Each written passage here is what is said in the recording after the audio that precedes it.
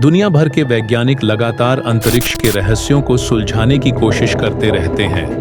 कुछ साल पहले वैज्ञानिकों को अंतरिक्ष से पक्षी की आवाज जैसी तरंग मिली थी।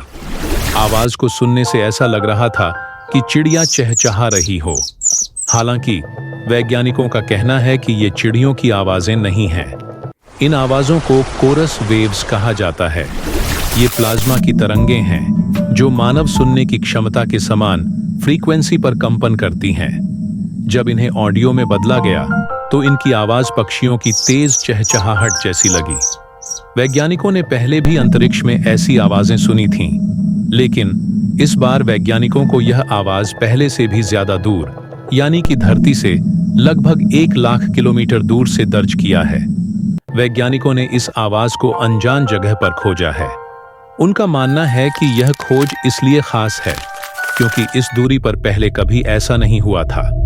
यूनिवर्सिटी ऑफ आयोवा की स्पेस वैज्ञानिक एलिसन जेन ने कहा कि यह खोज नए सवाल खड़े करती है कि इस क्षेत्र में भौतिकी के कौन-कौन से नियम काम कर सकते हैं।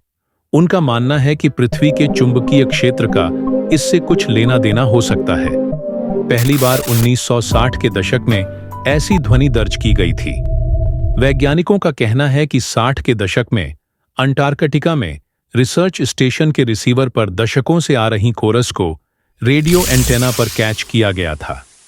इसे नासा के जुड़वां अंतरिक्ष यान वैन एलन प्रोब्स ने पृथ्वी के रेडिएशन बेल्ट से चहचहाहट को कैच किया था। नासा के मैग्नेटोस्फेरिक मल्टीस्केल सैटेलाइट्स जो 2015 में लॉन्च हुए थे ने इन तरंगों को रिकॉर्ड किया। आखिर कोरस वेव्स कैसे बनती हैं? वैज्ञानिक अभी तक यह नहीं समझ पाए हैं कि ये तरंगें कैसे बनती हैं। हालांकि उनका मानना है कि पृथ्वी का चुंबकीय क्षेत्र का लेना देना होगा। कोरस वेव्स बृहस्पति और शनि जैसे ग्रहों के पास भी पाई गई हैं। ये तरंगें ऊर्जावान इलेक्ट्रॉनों का निर्माण कर सकती हैं जो सैटेलाइट संचार को बाधित कर सकते हैं। वैज्ञानिकों का कहना है कि इन तरंगों के बारे में और अधिक अध्ययन करने की जरूरत है। यह खोज अंतरिक्ष विज्ञान में नई संभावनाओं को जन्म दे सकती है।